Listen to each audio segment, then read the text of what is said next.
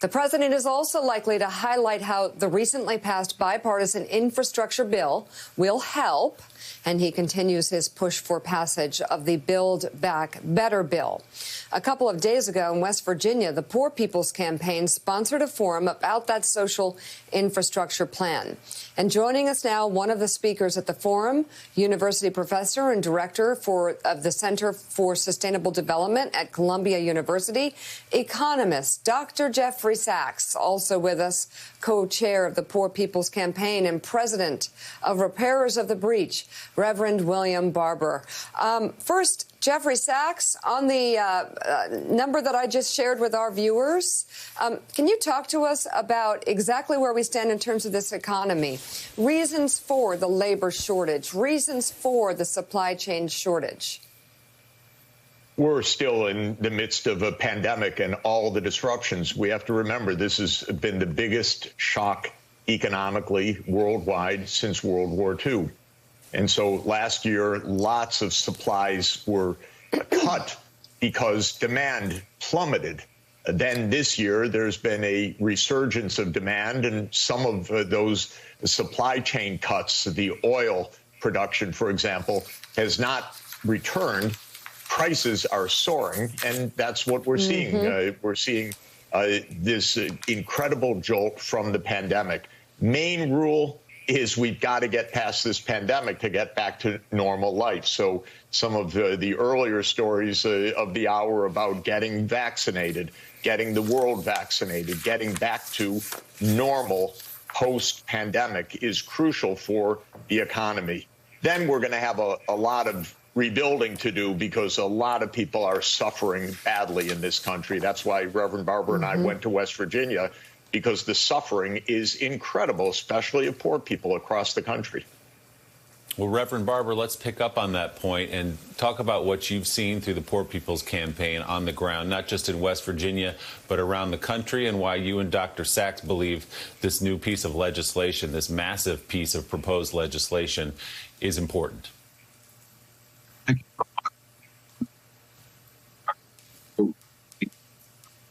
Yeah, Reverend, we're going to fix your audio and get back to you. But Dr. Sachs, I'll let you pick up on that point. You've been traveling with Reverend Barber through the Poor People's Campaign. What are you seeing on the ground? Oh, my God, we're seeing people that cannot make ends meet right now. They need help. They need help with child care. They need help with the basic health services. They need help with this family allowance that can continue.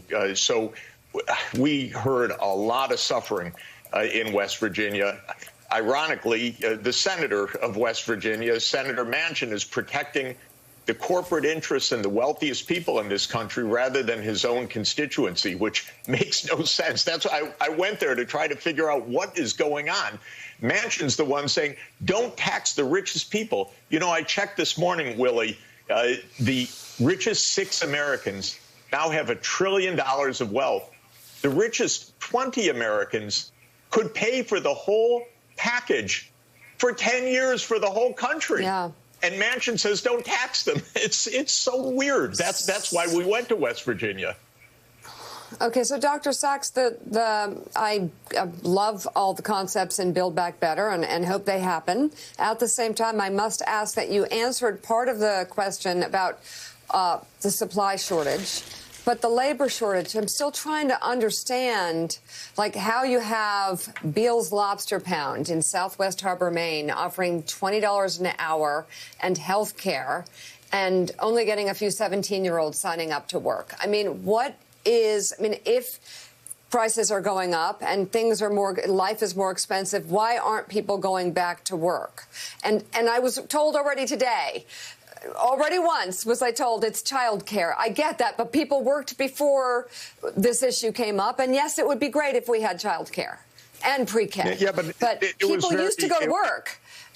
No, it was amazing. We heard a young woman really in agony, in tears, saying how she had to leave her job. College degree in West Virginia, working for the state, could not pay for the basic child care, which was taking half her paycheck. She left work because of this. It's unbelievable. And this is happening all over the country. And so women cannot go back to the workforce right now. Poor people are suffering right now, and they need some basic help. And when you have 20 Americans with $2 trillion, and then inside the back rooms of Congress, they say, no, we don't want to tax any of them. That's what Manchin and Sinema say. No, but we got to protect those people. This is really what's going on in the country, Mika. Jeffrey, can I just correct you there? Manchin has said publicly that he thinks they should be taxed. He's also said publicly that Big Pharma should be checked. Kyrsten Sinema has, of course, in the past tried to give Big Pharma a pass, and in the past has also not wanted to tax the richest 400 families in America who only pay an average of 6% taxes. So I just want to correct you there. I understand Manchin is, people like to kick Manchin around, but let's get that right, which leads to the next question for me, Jeffrey. I don't understand. You know, you and I have disagreed with a lot of things. We agree on debt. Why are the billionaires still getting a free pass in the House tax plan where they want to keep taxing income and leaving capital, the billions and billions of dollars of capital, unchecked? The rich are richer than we could ever have imagined in the history of the world right now. And there's no answer to this except that our political system is in the hands of the billionaires. And so, of course, they should be taxed. And of course, this is the basic answer. We should pay for these things, but we should pay for them by the people who can pay for them. And then one day, you know, it's right.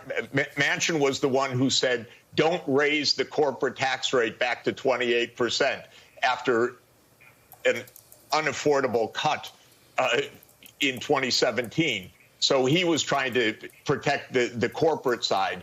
Then he did say a couple of weeks ago, I don't know about this billionaire's tax also, but if he comes out for it, that's great. I'm going to campaign with him. If he comes out for taxing the richest people and the richest companies, because there's where the money is right now in this country. Right. This is where the money is. It's at the very top. It's where the money is. He's also talked about reversing the Trump tax cuts. It seems to me, Reverend Barber, that should be the easiest thing, to reverse the Trump tax cuts, where Donald Trump, after he passes those tax cuts, goes to Mar-a-Lago and tells his billionaire friends, I just made all of you a lot richer today. Well, the poor get poorer. Mm-hmm. Well, you're exactly right, Joe. And we've talked to people in West Virginia. And it's not about beating up on Manchin. It's about what he's done. There are 350,000 people in West Virginia that make less than a living wage. 700,000 people are poor. They are crying out to their own senator and to Sinema and to others. This BBB plan should have been passed first, because we are not, and I'm going to disagree with you, we're not a center-right country. We got folk in the center of poverty, 140 million people poor and low wealth in this country before COVID. So even if you get back to pre-COVID, it's not as though you get back to some pristine situation. And the reality is, when you hold up this plan, take, for instance, earned and expanded income tax, expanded tax credit that Ronald Reagan supported, by the way. You're talking about 17 million low-wage workers that could benefit. And then you break it down racially, you're talking about 10 million white workers. You're talking about some 2.3 million black workers and Latino workers. And what happens is these are the numbers we should have been talking about, and who's really hurting, whether or not it's 1 trillion or 3 trillion. That $1 trillion, 1.7, is, we talked about in West Virginia, is less than 1% of the total output of our country. And we're acting like it's going to break the bank. People are hurting, and they've been hurting. And I've met with him. People have met with him. He told us he was for a living wage to bring Republicans over. And has it ever happened? What would be wrong with $15 and a union? We had Nobel Peace Prize economists just get the Nobel Peace Prize a few weeks ago, saying clearly that having a living wage is not going to hurt jobs. It would actually lift people out of poverty. It would benefit the society. We are having a shell game. We should not even be talking about less than the $3 trillion. This is where we are. Right. This is where we are. And people are hurting, and they're in the center of pain. And in addition to that, people die. People die from poverty. Talk to the people we talked to yesterday. I would say, hit Jeffrey Sachs and me off. We want you to bring those people on the line. Let you hear what they've heard from their senator. We said to Biden.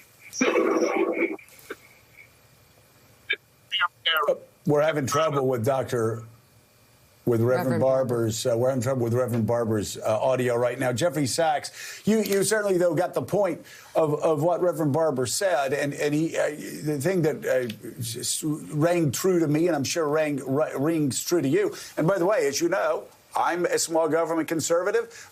You are more progressive. But what he said that rings true to both of us is the fact that just getting back to this massive wealth disparity pre-COVID is not enough. We tax small business owners. We tax working Americans so much more than we tax the richest 400 households in America who pay about 6% tax on their income tax, if that. And this scam of, they haven't realized their capital gains when they've made $1 billion or $2 billion.